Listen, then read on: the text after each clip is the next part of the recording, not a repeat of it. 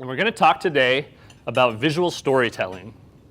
And I promise, if you're not sure what that means, we will have GIFs, we will have some graphics, and we're going to start by talking about Napoleon.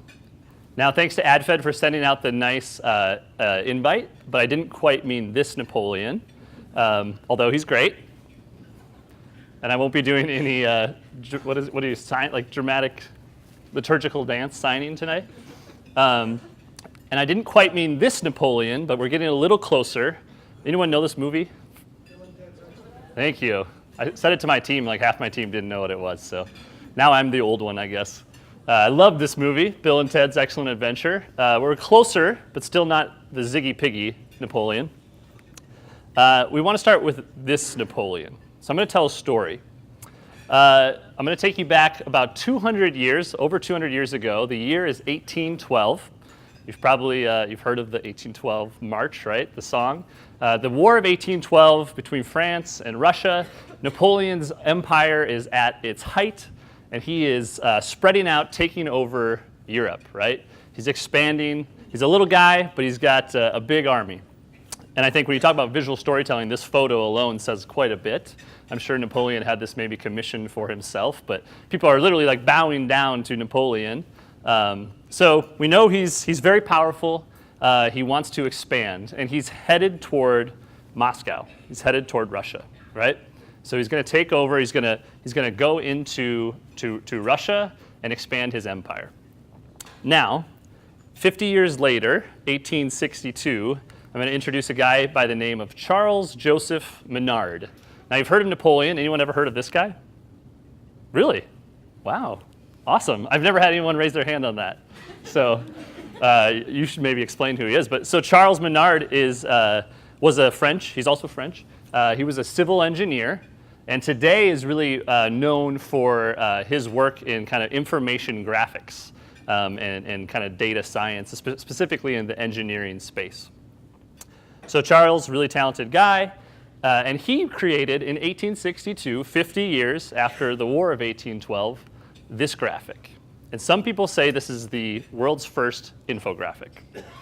Now, many people today, including Edward Tufte, who's kind of like a thought leader in our information design, data visualization space, call this one of the best graphics ever made. And this is pre-Photoshop, pre-Illustrator, right? He's making this in 1862. And so this graphic depicts Napoleon's march from France to Moscow and has over 6 different data points. So it measures the size of Napoleon's army. It measures latitude and longitude. It has temperature. It's actually like a map, the distance traveled from city to city. And so it's a really fascinating piece of information design. And so what we see with Menard's graphic at the start is Napoleon's army is 422,000 troops strong, right? He's got 500,000 troops nearly in his empire. So he's pretty big. He's moving east across Europe, and you see his army is getting smaller and smaller, right?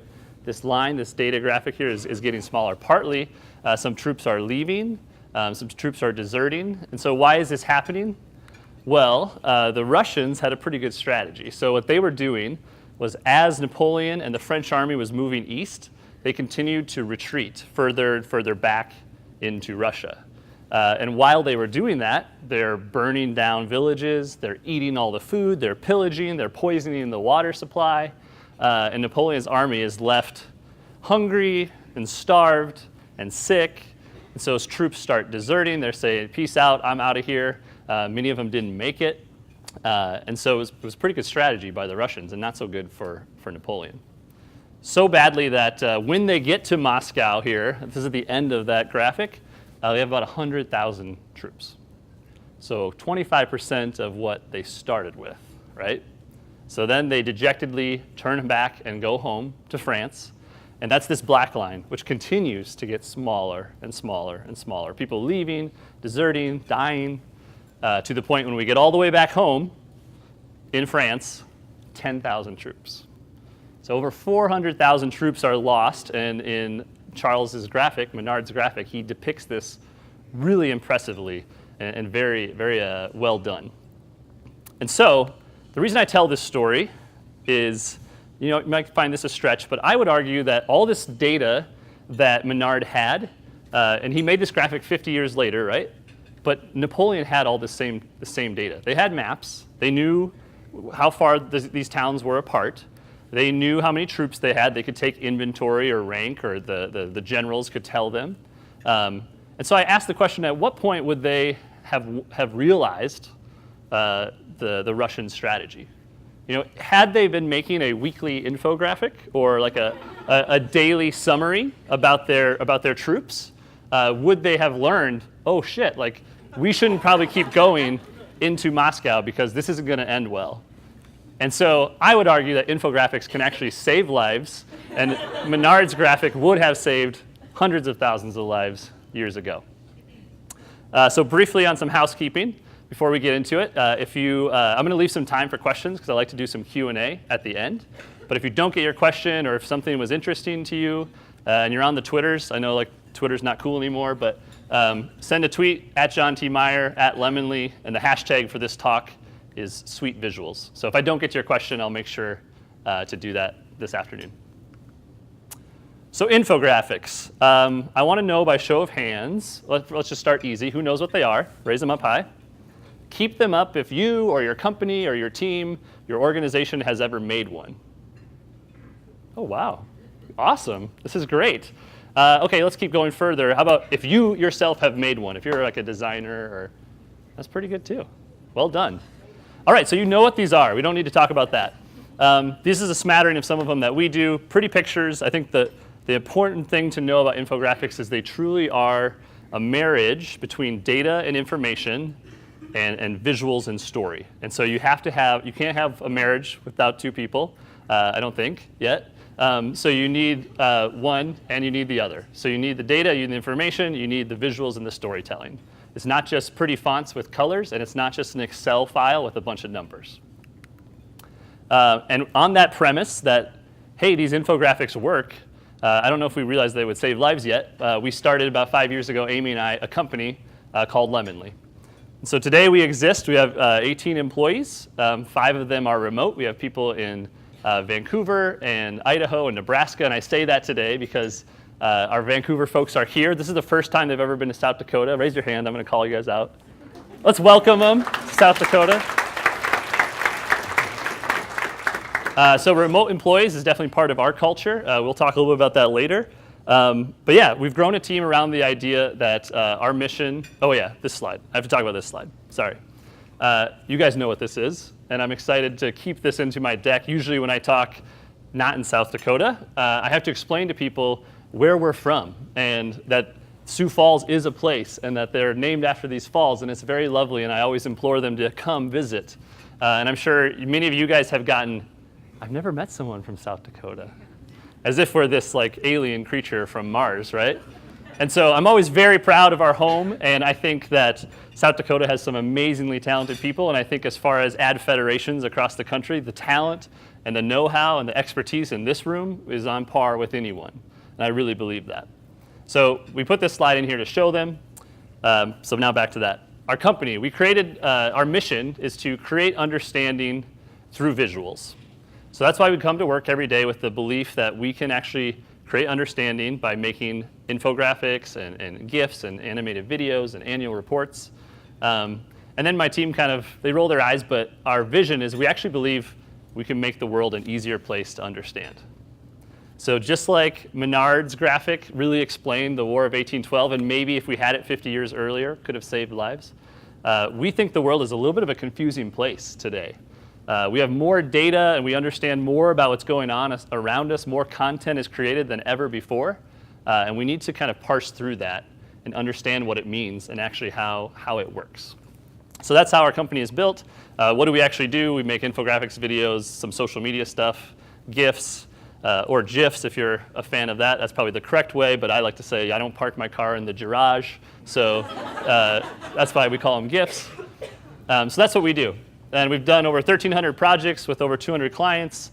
And we get to work with a lot of different clients. So Marriott, Netflix, sorry, Chris, the Green Bay Packers. I am a Vikings fan, but that connection came from my wife. She used to cover the Packers. Disney, Under Armour, and Trojan condoms, which was a really fun one to show my mom. Hey, Mom, look what we made. So a little bit of everything. And I'll talk a little bit about why and how we did this later. So I think we need to start with everyone seems like knows what infographics are, which is great. But let's talk a little bit about a history of where they came from and kind of how we got to where we are today. Any Hogwarts fans here? We have a lot at Lemonly, so that's a shout out to them. Infographics, a history. So our story starts even way before Menard or Napoleon, 40,000 years ago. This is a cave painting. I don't know if you can see it very well, but it's in a cave in northern Spain. It's called the Cave of Altamira. And archaeologists and scientists and biologists have studied this cave, and they believe it's one of the very first signs of human existence and civilization. And so they know that the people in this cave and in this area of northern Spain were very nomadic cave dwellers. So they would go from cave to cave and kind of live their life that way.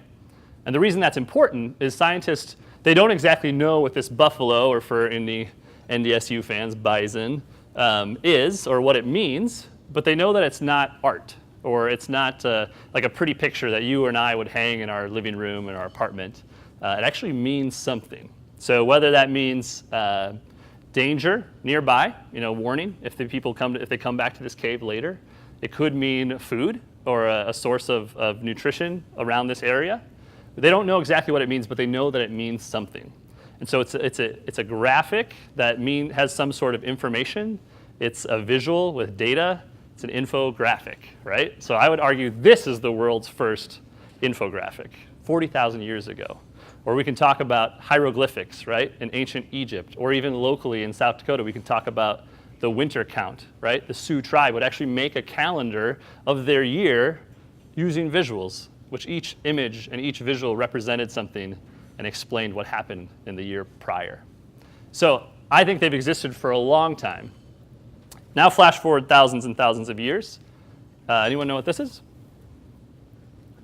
Printing press? Yeah. So at 1440 AD, Gutenberg finished the printing press. Now, don't be too sticklers. This isn't actually Gutenberg's. It says New York here, but it was the coolest image I found on Google Images. So Gutenberg finishes the printing press around 1440 AD. Why does this matter with infographics? They didn't have any pictures here.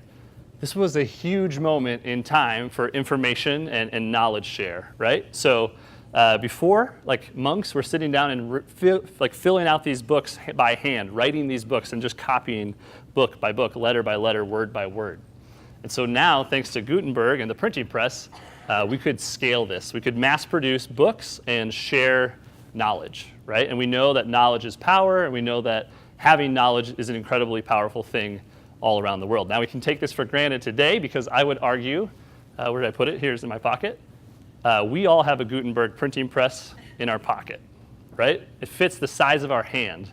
This used to take over a whole room, and I'm sure it would take just a ton of energy and manpower to even run this thing, and we have one in the size of our hand.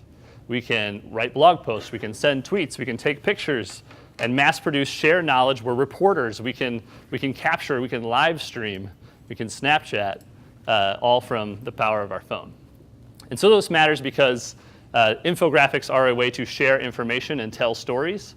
And this was a big milestone in that journey of information power sharing.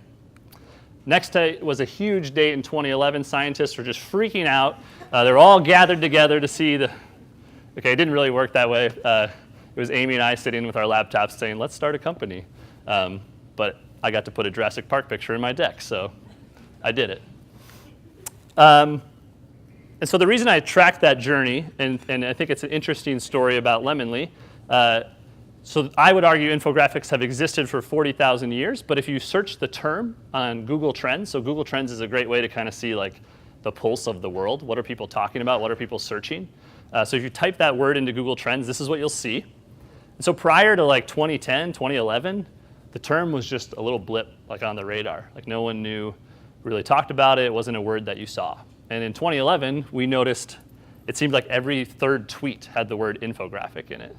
And in 2011, Twitter was still cool. But everyone was talking about infographics, and Amy and I noticed a lot of them aren't very good.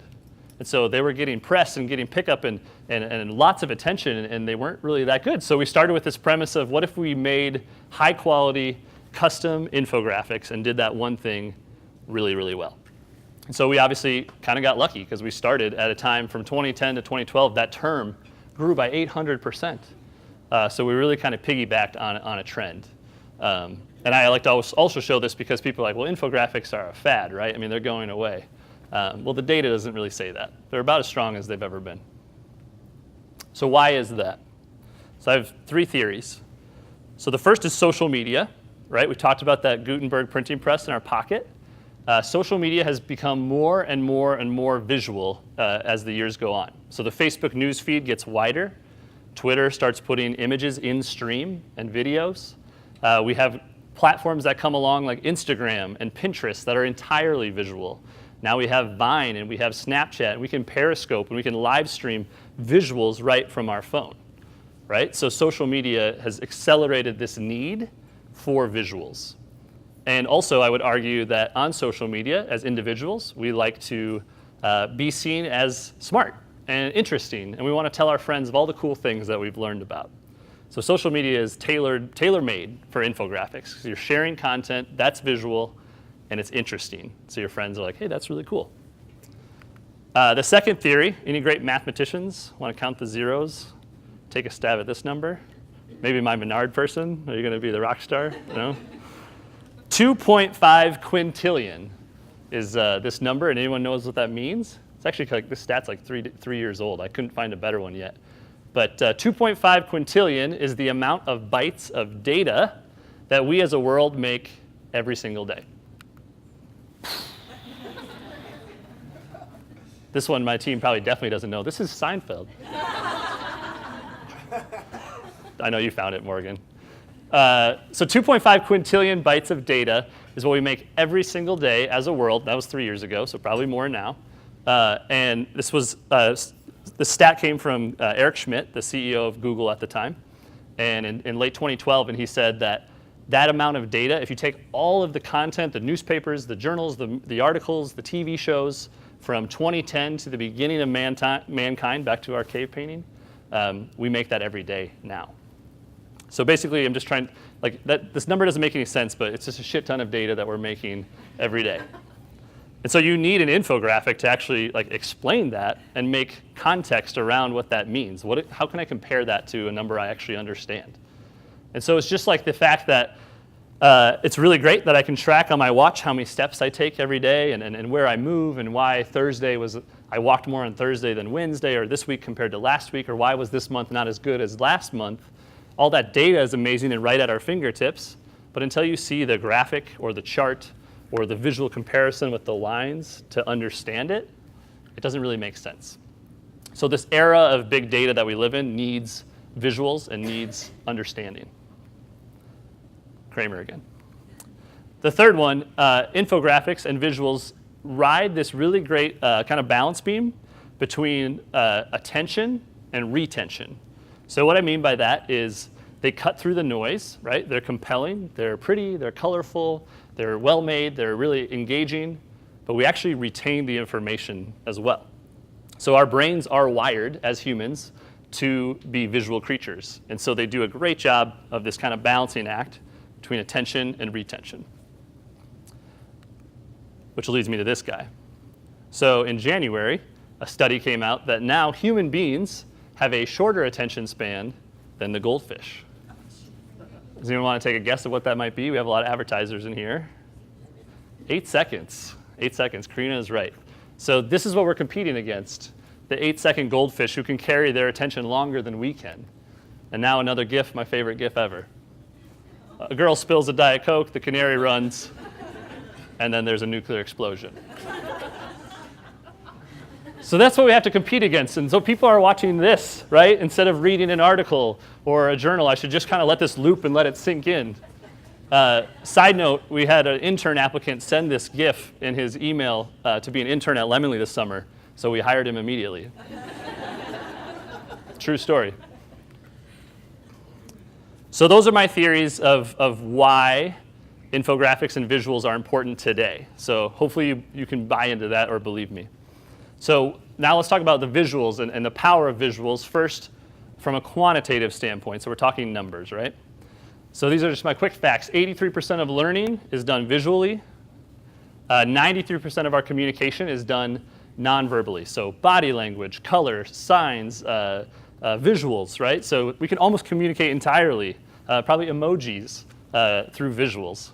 And then that point about our brain, we're actually wired to be visual creatures, right? So our brain processes images 60,000 times faster than just plain text. So the numbers certainly back this up. People, you guys, us, we remember 80% of what we see and 20% of what we read. So the analogy here that I like to use best, you're at a networking event, you're at your high school reunion, a cocktail party, and you see someone, you're like, oh shoot, I know that person, I know their face, but I can't remember their name, right? So quick break here. Who is on Snapchat? Show of hands. Quite a few, it's growing. Get your phones out right now. I'm allowing you to do this, so you can not pay attention to me. Get your phones out. We're going to talk about visuals. If you learned one thing today, one little hack, I'll teach you something. If you Snapchat me or take a selfie, you can do the ones with like you can face swap with the person next to you if you want. And actually, if you swipe, I think it's to the left once, you will see a custom Snapchat filter, a visual that says people remember 80% of what they see. So if you learned something today, you can tell people you learned that, okay? And also you can tell people, do we have anyone engaged getting married like this summer? Yes, over here, 1, 2.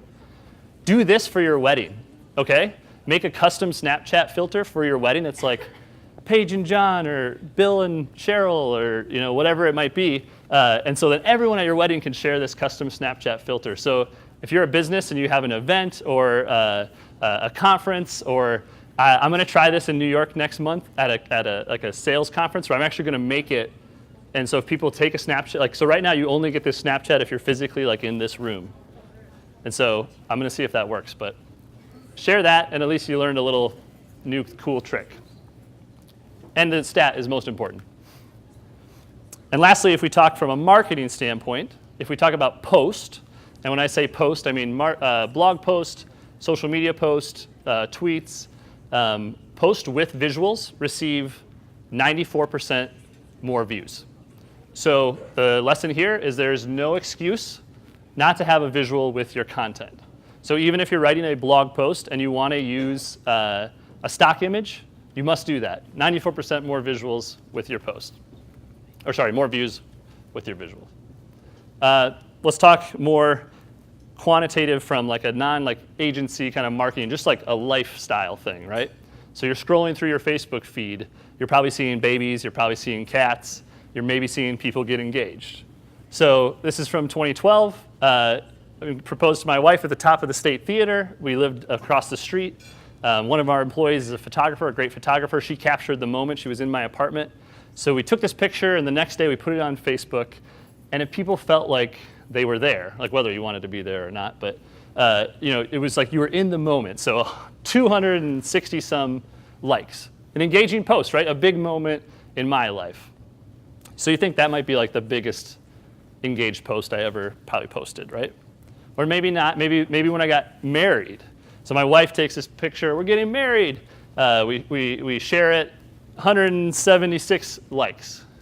Okay, you could see how these posts in Facebook would be heavily engaged and would show up in your feed because of the news algorithm, right? Maybe this is the most engaged picture I've ever had. Nope, it was this one. If you can't read it, I'll read it for you. Like this post if you think Lemonly should redesign the South Dakota license plate. Worth a shot, right?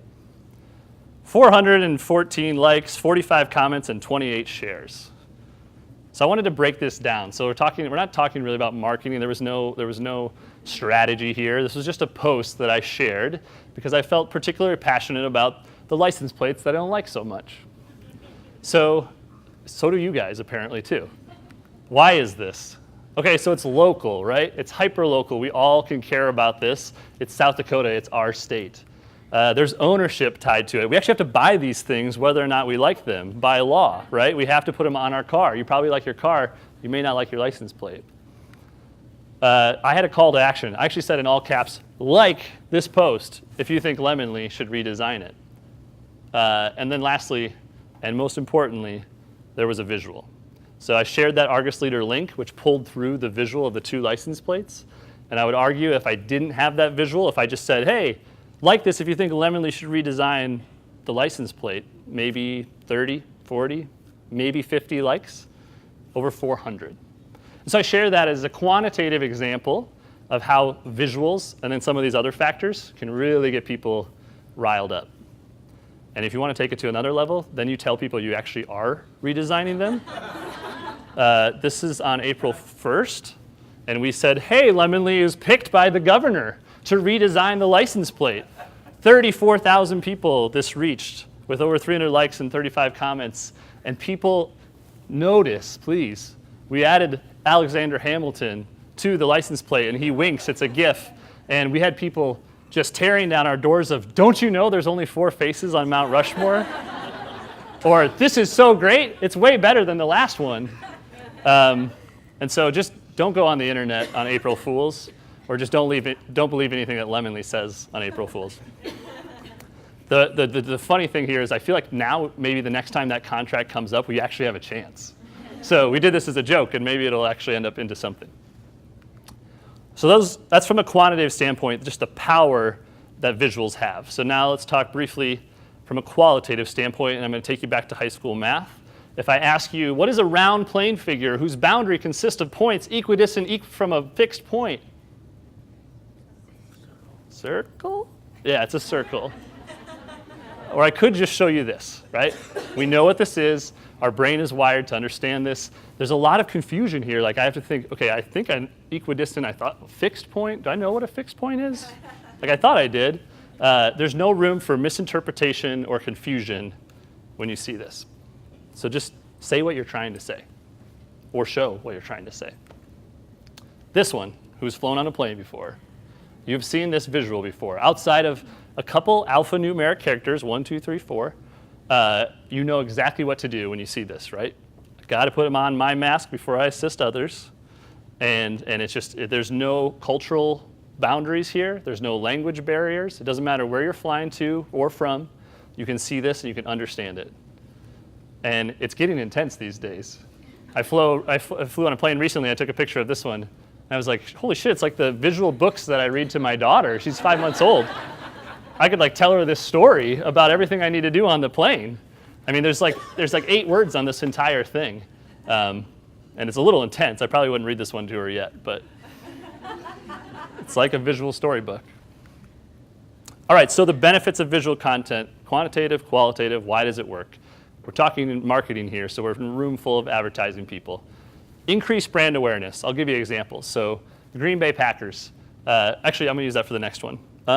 Let's see, who should we talk about? So we'll work with a new startup. We'll say Demandbase is a software company, and they have a conference that's going on actually today. So the power of visuals can really increase brand awareness when you have a consistent, ongoing, really powerful visual look. It establishes credibility.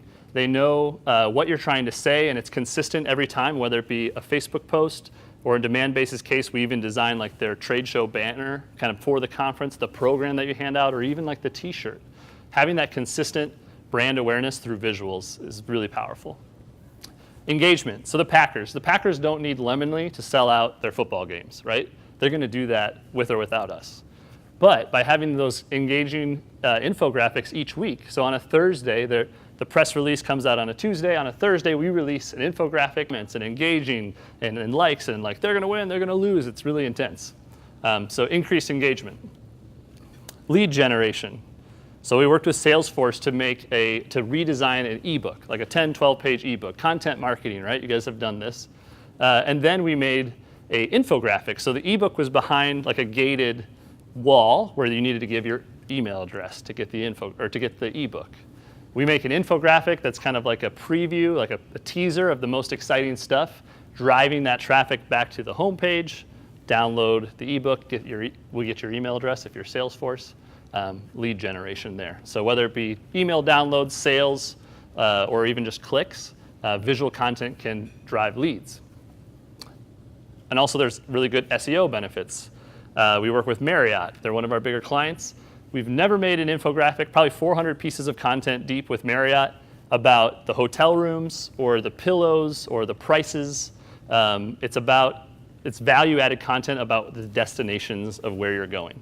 So coolest restaurants in Brooklyn, or the perfect California getaway, 5 things to do in South Beach.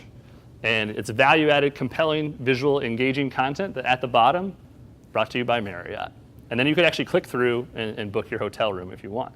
But every time that graphic is shared or linked or embedded into some travel blogger's website, we're getting inbound links, we're getting traffic, we're growing SEO benefits. So from a marketing standpoint, here are some benefits of visual content.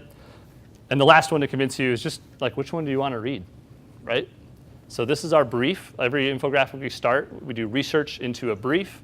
This brief is actually like really good copywriting. There's bullet points. It's pretty easy to understand. But if I'm traveling to OKC with my family, I think I'd rather just read this.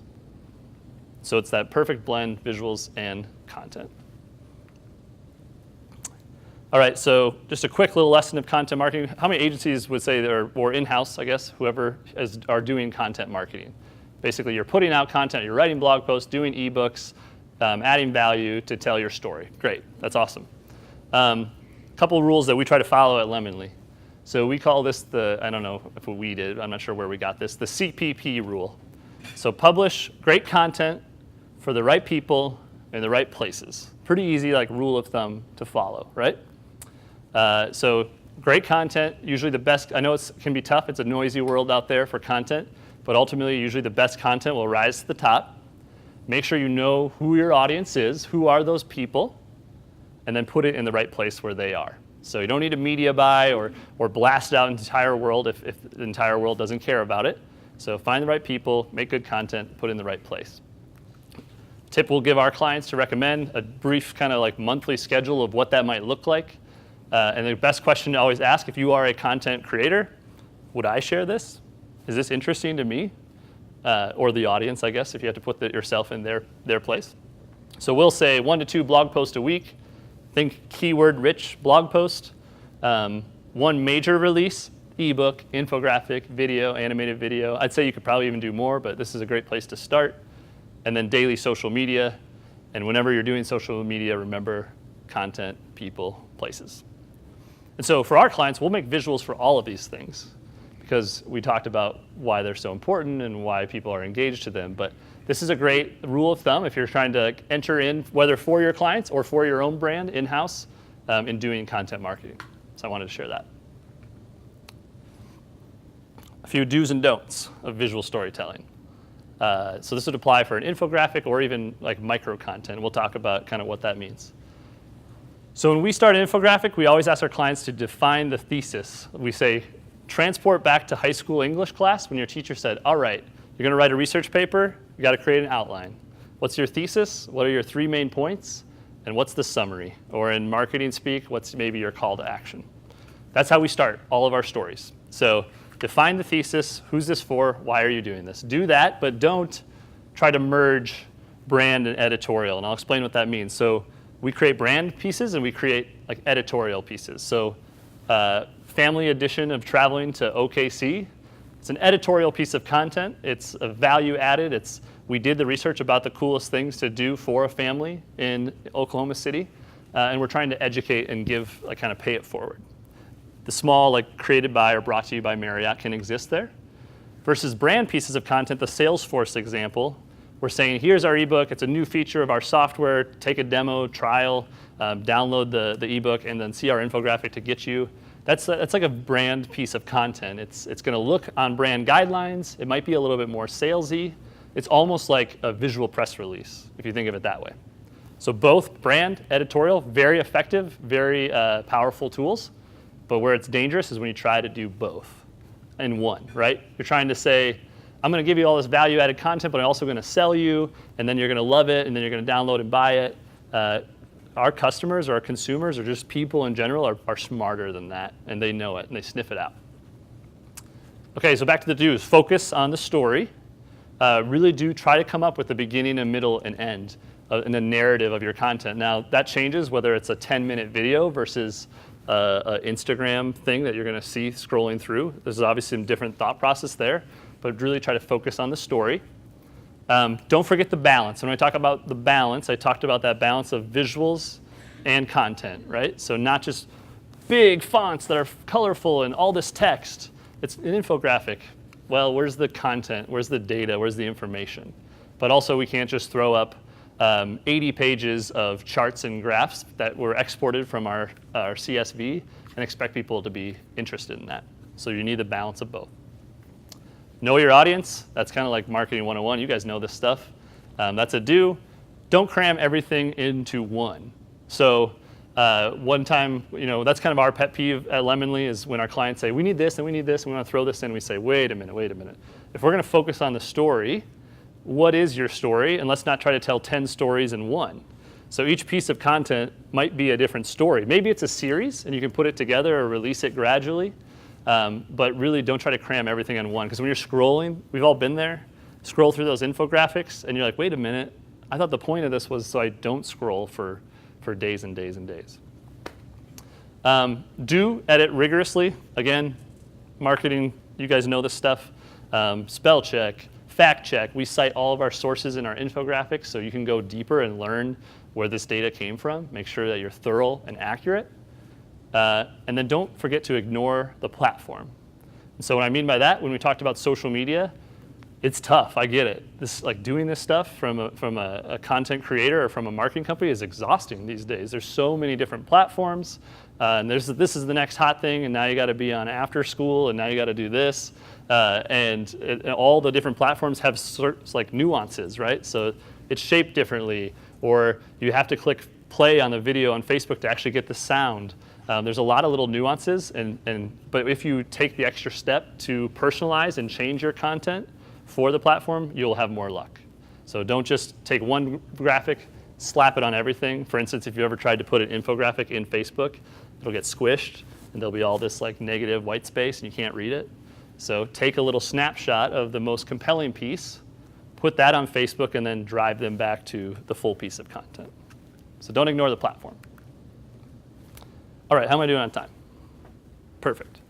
All right, I'm going to take about 10 minutes to kind of talk about a little bit more than just visuals and kind of hopefully some takeaways that you guys can have on how to grow your company, whether you are the founder, the entrepreneur, or internal, external, the intern, whatever it is. I think these takeaways can help you in your career for your company. So I had to have one about visuals so you guys don't get mad at me for changing course. So these are my AdFed takeaways. I took an acronym of AdFed and I made an anagram so you can really make it easy. This is the notes section of the talk. All right, so A, AdFed, always use a visual, right? We already learned that. You guys know that. So I tasked Morgan and Kirsten to figure out, are we drinking our own Kool-Aid? So like I said, go back and look at every single post we've had on social media this year up until I think Friday of last week. 249 posts on Facebook, Twitter, Instagram, and LinkedIn. We had 6 tweets that didn't have a visual. So that's about just shy of 98% of our content had a visual. Now, if we're not doing it, well, shit, we're in trouble because that's what we do. But I would recommend everybody do that. So put visuals with your content. We already know that. We've been talking about it for 35 minutes. Do work that you believe in. Do what you believe in. We mentioned Hamilton earlier. Anyone heard of Hamilton, the musical? It's kind of like sweeping the country right now. Lin-Manuel Miranda, Alexander Hamilton here. So there's a line in the show, and he says, so let me preface a little bit of context. Hamilton is like history, US history, mixed with the nuances and quirkiness of Broadway, and throw on hip hop on top. If I just tried to, if that was my sales pitch to go to Spotify and listen to the album the rest of the day, I can usually hear it from Ashton's headphones across the office because she's usually listening to it. So there's a line in this show where Hamilton says to Aaron Burr, spoiler alert, Aaron Burr later will kill Alexander Hamilton in a duel. And I'm sorry if I ruined that. It's about 200 years of history, though, so I think we're okay. It's probably not on like your DVR or anything. So Hamilton says to Burr, if you stand for nothing, Burr, what do you fall for? And it's just an amazing line that's really stuck with me as a business owner. And so where are you going to draw the line in the sand? Like in a world where like it seems like no one wants to stand for anything, if you stand for nothing, then you're going to fall for nothing. And so I implore you today, if you're thinking about growing your business or starting a company or even working in a larger company, like do work that you believe in, like do work that you stand for. And so our job at Lemonly is, we have remote people, but our proverbial four walls, every piece of content from video to micro content to infographic, when it goes out those doors, like we believe in it and we stand for our work and for the quality of that work. And just think about Hamilton next time. All right, so find a niche. I'm pretty passionate about this one. I know some people might disagree with me, but I think in 2016, I would say this is a must, but in 2011, when we started our company, this I think is the single greatest reason or indicator of our success was that we found a niche. And so what I mean is that when Amy and I started, we said we're gonna be the best in the world at making infographics. Now, we're gonna, next week I think, release a new like front page design of our website. And even this makes me a little bit nervous, like I'm a little bit on edge because there's 7 things here. We, for 4.5 years of our company, have either had 3 or maybe 4 services on our website because we're trying to say, this is what we're best at and this is what you should hire us to do. Now I know there are great business models and the traditional full service ad agency, and if you've been doing that for a long time, I think you're set and you're good there. But if you're new and we're like the small little guys, like we need to stick our flag in the ground for what we're best at and really finding our niche. So above this, it says visual storytelling. That's all we do at Lemonly. We don't make a logo. We don't make your website. We do visual storytelling, and the shape or the size or the format, the way that looks or comes together, we don't care about too much. Here's a few ideas or examples, but we do visual storytelling. So I think if someone's going to ask when we get to questions, how did you get those clients, right? How did you get those national brands? About 2% of our business in Lemonly is done in South Dakota. It's because we just chose a niche, right? Now there are pros and cons to that. We don't have any $1 million clients yet. We're working on it. We're no one's agency of record because we don't do TV or billboards. But we have our niche for what we do best, and I honestly think we are the best, or if not top 2 or 3 in the world at doing that. So that's my soapbox about finding a niche. I guess I'm going to get back on the soapbox. Earn your culture. And so we kind of try to run Lemonly a little bit more like a startup than an agency, but we're an agency. I mean, we get paid for doing our time, right? That's the business model. But we just try to kind of think a little bit differently. Now, the problem I think startups have done is they talk about culture, right? And you talk about having a ping pong table in the office, or you can roller skate around the office, whatever it might be. So that's not culture, right? I'll pick on a few people, and actually, I think they're doing it right. Like Epicosity doesn't have culture because they have a golf course or mini like putt-putt golf. Like ClickRain doesn't have a culture because they have like the claw from Toy Story. And we don't have a culture because we have Fernson on tap at Lemonly, right? None of those things make culture. But those companies have created culture by doing what they believe in, by having core values and standing for what they believe in. It's maybe written on the wall even. And every decision that you make in your company, hiring clients, or firing clients, hiring people, whatever the things that you put online, like those are the decisions that define your culture. So Epicosity has a strong culture. ClickRain has a strong culture, but it isn't because of golf or beer or ping pong tables. So really think about how you're going to earn your culture and create it. I can't create it. I can't say, here's our culture, Lemonly, now go for it. It's the 18 people and the things that they do every day and the decisions that you make. So when you're thinking about, about a year ago at this time, we had an issue in South Dakota about this kind of knack on millennials, right? And that they don't want to work hard. And now I think advertising is a little bit different industry, probably than manufacturing or say, blue collar work. But I'm a millennial. All 18 of our employees are millennials. And I think they work really hard. And I think they want to work really hard. But you have to give them a reason to work, and you have to show them where you're going and what you stand for, right? What you believe in. Now I'll get off. Yeah, and then you can give high fives. Lastly, anagram. Thank you, Spanish, for making it work. Dakota del Sur, South Dakota. Now it fits. Is your unfair advantage. So coming back to to the F, finding a niche, what we learned, there's a guy named Chris Sacca. He's a world-class venture capitalist, entrepreneur, investor. Invested in like Uber early days, Instagram, Twitter, billionaire. You might know him this year. He's a guest on Shark Tank, on a few episodes of Shark Tank. Super smart guy. Whenever he hears a pitch or meets a company, he asks, what's your unfair advantage? So think about that. Ask yourself that right now. What's your unfair advantage at your company? I used to think when we first started, well, we have the best designers. Like, look at our work. Look at our clients. Look, we have the best designers. This is amazing work.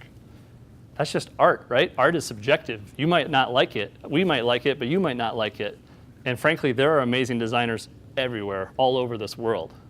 So that's not an unfair advantage. And so what we learned over time, it took us a little while, is that South Dakota is our unfair advantage. Like at Lemonly, when you sign up to be a client, we send you lemon bars in the mail. And we say, thanks for being a Lemonly client. When your work is done, you actually get a handwritten thank you note from the designer that created your infographic. So Brett sits down after he finishes in Photoshop or Illustrator and says, dear client, or actually names them, thank you for working with Lemonly. I designed your infographic, and I really enjoyed working on it. I hope we get to do it again sometime. Put it in the mail. That cost us, what does a stamp cost? It went down, I saw. So it cost us a little bit, cost us our time, right? It's not scalable. In startups, we're always worried about how do we scale this? It's not scalable, and that's exactly the point. It doesn't scale, and that's why we do it. And so we like to say we play our South Dakota card, we play our Midwest card hard. And you guys know what that means because you're from here. So we work hard. We want our project managers to know your child's name and when it's their birthday. And we want you to feel like super hyper valued by Lemonly. So I wanted to make sure to talk about that because you guys can all do that too. Like we all have that kind of built in ourselves by being born here or raised here, or even if you move not from here, you learn it when you meet the people. It's like in the water. So South Dakota is our unfair advantage. And sometimes we just throw lemons off the wall.